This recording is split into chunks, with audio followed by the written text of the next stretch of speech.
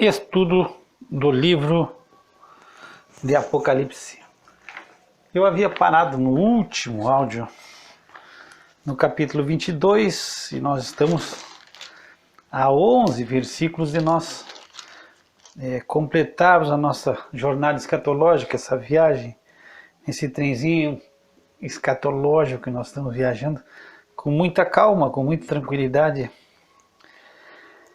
E nós estávamos no versículo 11.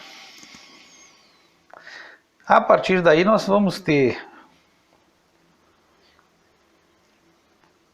10 versículos para finalizar o livro de Apocalipse. Nós esperamos terminar bem a nossa viagem, que Deus nos dê a graça e permaneça à nossa frente para que nós possamos ter um bom final de viagem e que tenha sido bênção na vida de cada um.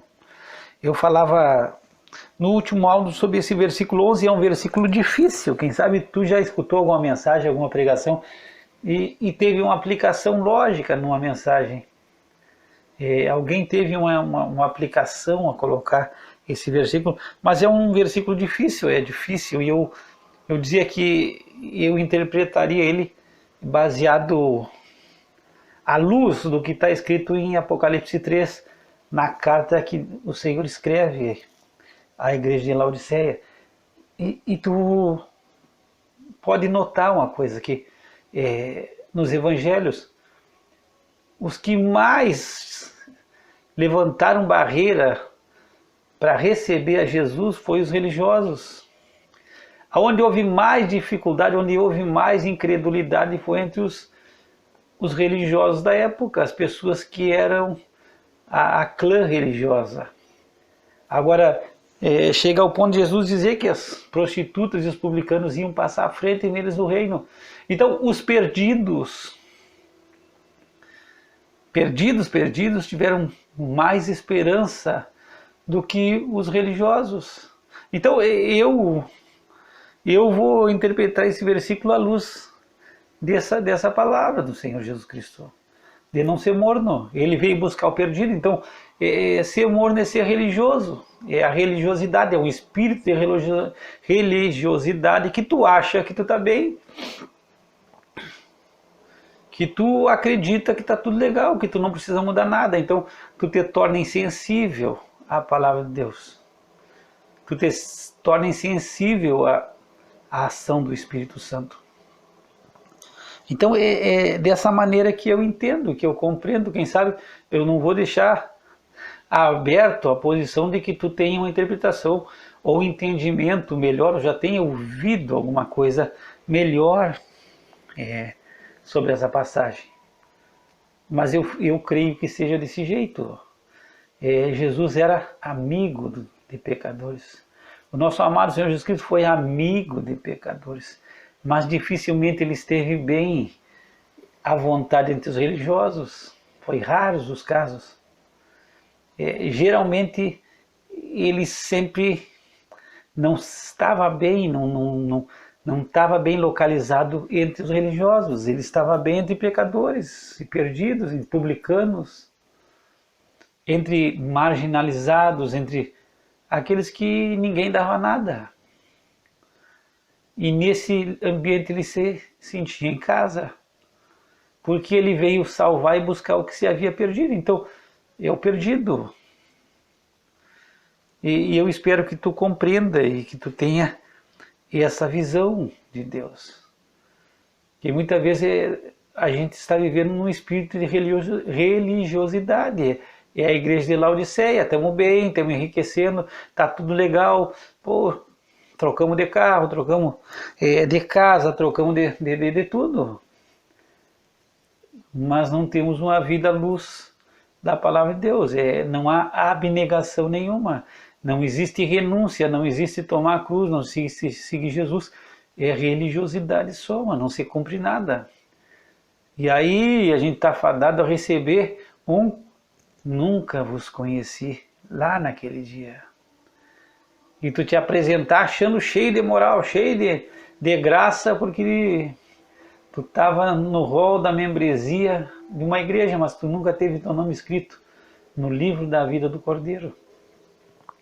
Nunca. E não é tu teve e depois não teve mais. Não, tu nunca teve. Tu sempre viveu uma vida de aparência, uma vida legal diante dos homens, mas que nunca foi agradável diante de Deus. No verso 12, de novo, ele volta com: eis que cedo venho, e o meu galardão está comigo, para dar a cada um segundo a sua obra.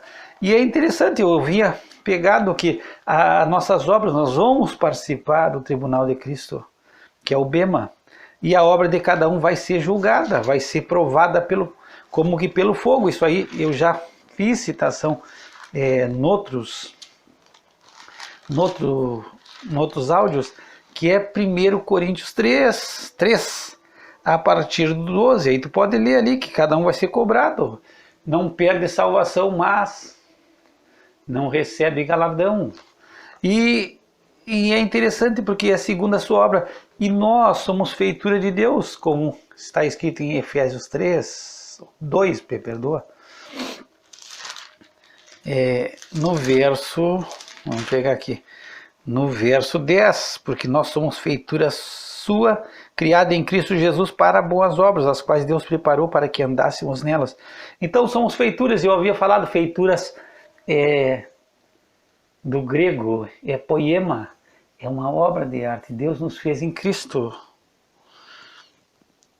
Nós fomos criados em Cristo. Diz que Deus tomou dos dois homens, do judeu e do gentil, ele criou um novo homem em Cristo.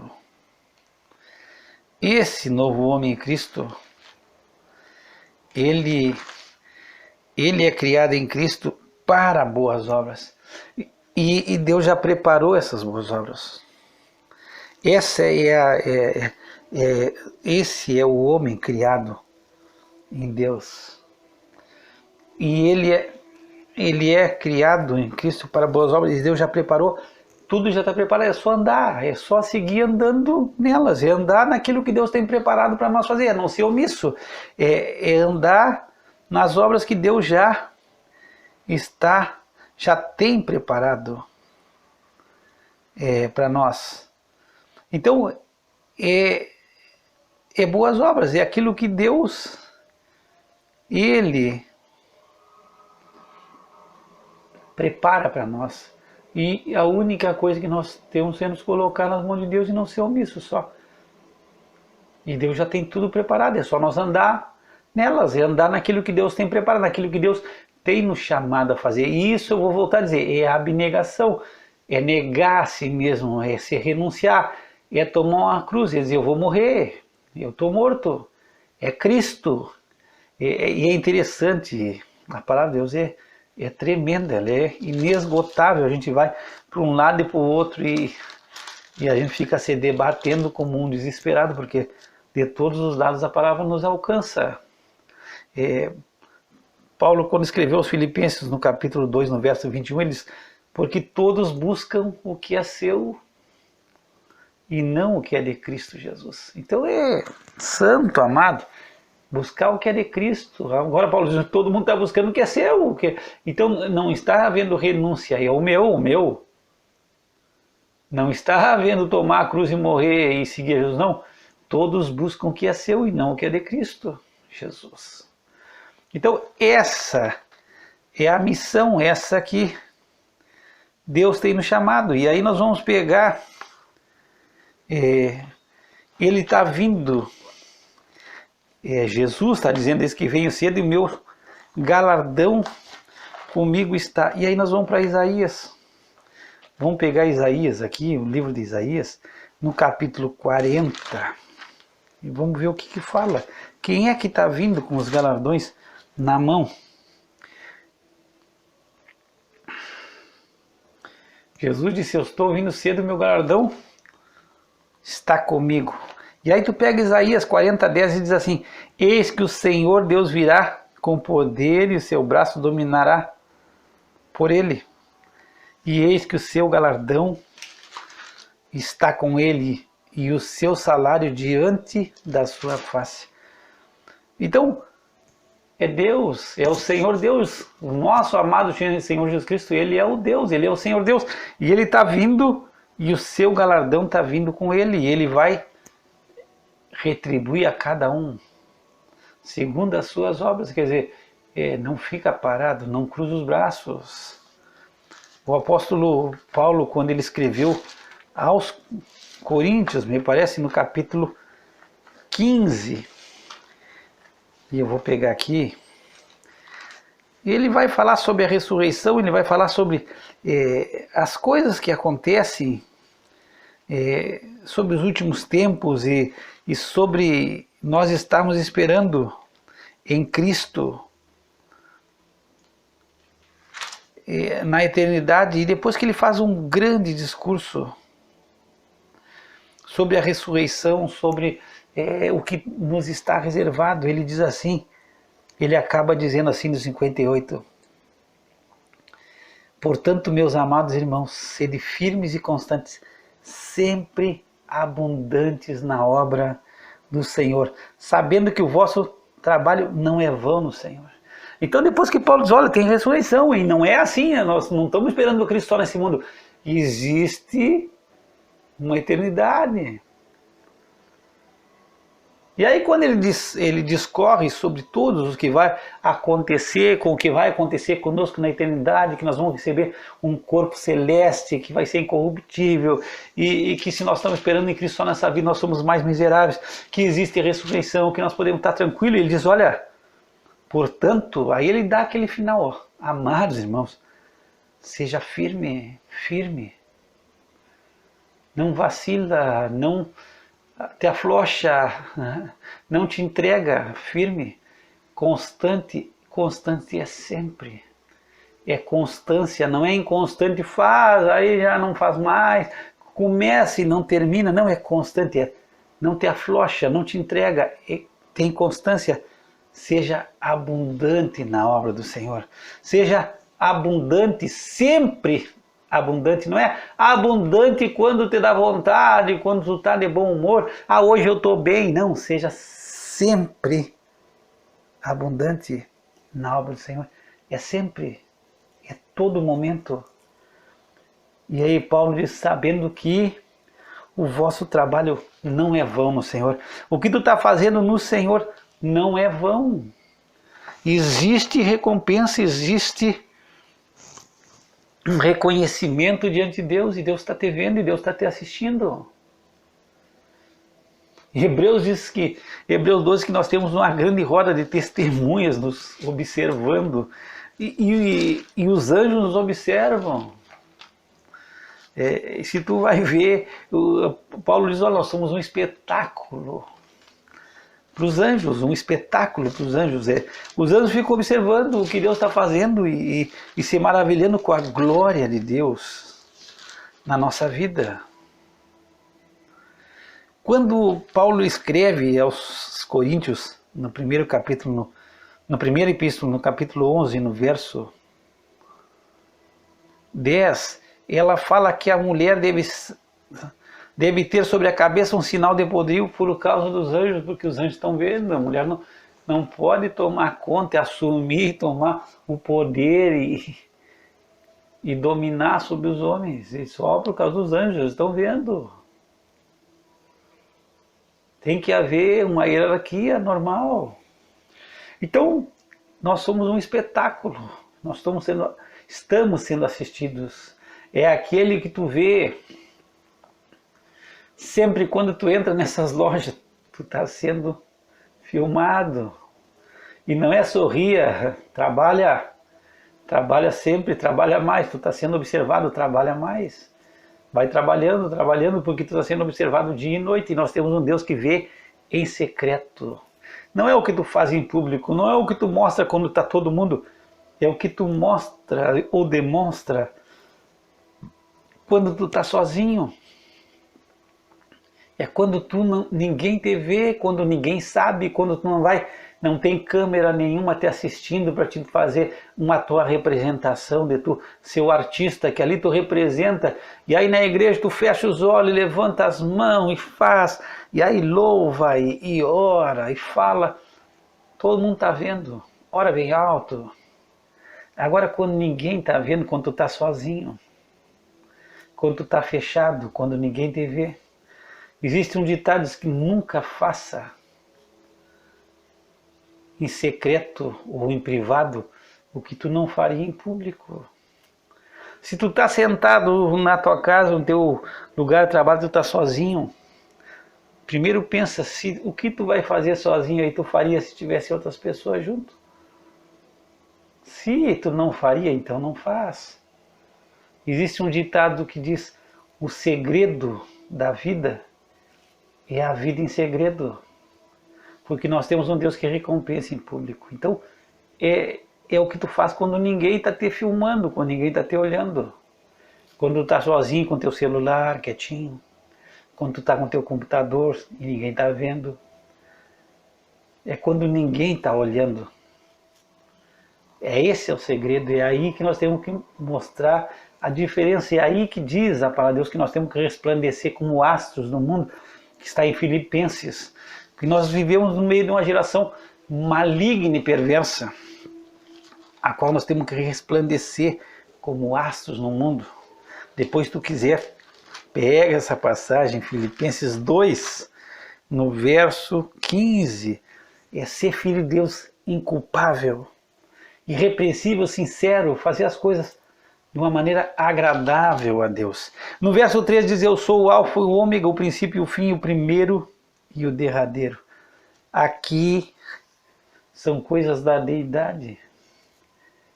Cristo em essência, Ele é Deus. Ele é Deus verdadeiro. Uma hora, quem sabe no próximo livro que nós possamos estudar, eu espero que Deus dê graça que seja o livro de Filipenses, e aí nós vamos entrar em algo profundamente teológico, que é no capítulo 2. E é teologia pura, e nós vamos tentar reentrar pela Deus passando na frente e nós indo, em nome de Jesus. É quando diz que ele, sendo em forma de Deus, não teve por usurpação ser igual a Deus. E aqui é um termo que os teólogos gostam, é a quinosis, é se esvaziar. Ele é em essência de Deus, ele é em forma de Deus. Essa palavra forma aqui do grego é morfe. É morfe. E essa palavra é algo tremendo, ela é a estrutura interna, é aquilo que é essência, é aquilo que não pode ser tirado, ele é em forma de Deus. Isso não pode, isso jamais vai deixar de acompanhar ele. São duas palavras que se fala do grego sobre forma. Nós só temos uma forma, mas do grego é morfe e esquema. Esquema é a parte que muda, a parte exterior. Mas o morfe é a essência, é aquilo que nós somos na essência. Ele é a essência de Deus. E aí ele se esvazia, e ele não é se esvaziar, ele deixou de ser Deus, não. Ele é o que nós vamos estudar isso aí, não vamos entrar, não sei como, nós vamos entrar e nós vamos entender o quinoses, do verbo quinal é se esvaziar, ele se despojou. Aqueles assim, se ele informa, ele não teve por usurpação, ele não se aferrou, ele não se agarrou. Se aferrar, diz também que se aferrar é um termo que surgiu como o ladrão, quando o ladrão roubava alguma coisa, ele pegava e se aferrava. Diz que essa palavra surgiu desse jeito, de se aferrar, de se apegar a alguma coisa que não é dele. Mas aqui ele não se aferrou porque ele é Deus, ele não teve por usurpação, quer dizer, ele não se aferrou, ele se despojou, ele se esvaziou, ele deixou todos os seus privilégios, todos os seus direitos, ele deixou a sua glória, mas ele não podia deixar de ser Deus. Se ele não tem como, isso é a essência dele. Isso ele nunca podia ser, ele só deixou os privilégios, ele se nega, ele abre mão dos seus direitos, então ele não se aferra porque ele é Deus, ele não pode deixar de ser Deus. Isso é o que nós vamos, em nome de Jesus, nós vamos chegar. No que tu vai entender, é o morfe dele. E aí tem uma explicação, o pastor John MacArthur usa uma explicação bastante lógica. Pega a tua pessoa, tu é um ser humano, isso é a tua essência. Isso é o que tu é um ser humano. Um ser humano. Tu estava na barriga da tua mãe, tu era um ser humano, tu era uma criança, tu era um ser humano, tu cresceu um jovem, era um ser humano, e tu hoje, quem sabe, está numa idade bem mais velha, tu continua sendo um ser humano. Isso aí é a tua essência. Não... Agora, esse é o teu morfe, ele é a tua forma, isso aí tu não vai deixar nunca. Agora, o esquema, que de onde vem a palavra nossa esquemático, o esquema do grego é a parte exterior. E o exterior mudou porque tu era um bebê, tu era algo informe no ventre da tua mãe, depois tu era um bebê, e depois tu era uma criança, e depois tu foi um jovem, depois tu foi um adulto. E depois tu chegou a, quem sabe, a uma idade já avançada. Então esse esquema mudou, a tua parte exterior, mas o teu morfe nunca mudou. Sempre, desde o início, tu é um ser humano. E tu continua sendo um ser humano. E pode as pessoas não te tratarem desse jeito, pode até te tratarem que nem um bicho. Tu diz, não, mas eu sou um ser humano, mas me tratam que nem um bicho. Mas tu é um ser humano. Muitas vezes tem gente que é tratado que nem um cachorro, que nem um bicho. Que ser tratado abaixo do mau tempo. Mas é um ser humano, é o tratamento que está errado. Mas tu é um ser humano. E essa é a tua essência interna, isso é imutável, tu não pode perder, tu não vai perder nunca. Agora a parte externa, tu, quem sabe hoje tu olha assim, tu olha no espelho e os cabelos já foram, já, os dentes já, o zagueiro falta, tem outro que está floxo, coisa, então tem muita coisa que já mudou.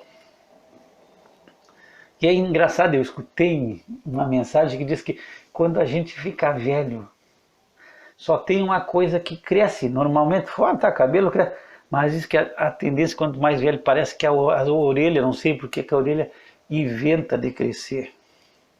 Não sei por que, mas diz que a orelha cresce, isso aí é uma coisa que eu escutei num estudo, não sei se é real, mas diz que a orelha, nossa, ela tende a crescer com a nossa velhice, não sei por quê. E não sei se ele é todo mundo. Mas então ele é a essência de Deus, ele é Deus. E aí ele vai aqui, é o alfa e o ômega, quer dizer, o alfa é a primeira letra do alfabeto grego e o ômega a última. E uma coisa que quem sabe tu não tem esse entendimento, mas eu vou colocar aqui, não é referente ao nosso estudo.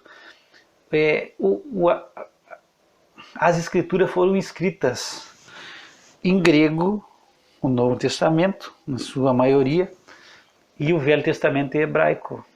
Certo? Hebraico e grego. Então são os idiomas básicos, embora que tenha alguma coisa pouca coisa de aramaico, mas é hebraico e grego.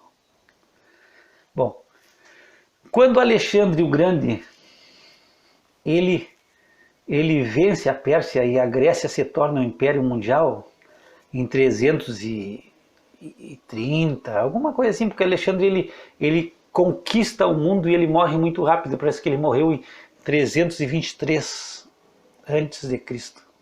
Ele morre com 33 anos, mais ou menos.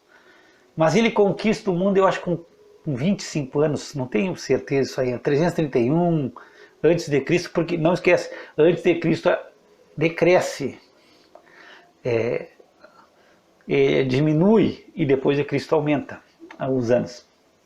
Bom, Alexandre o Grande, ele conquista o mundo todo e ele determina que toda a correspondência ou literatura que vai ser movimentada ou que vai ser distribuída no Império Grego, em todo o seu império, teria que ser obrigatoriamente e oficialmente em grego.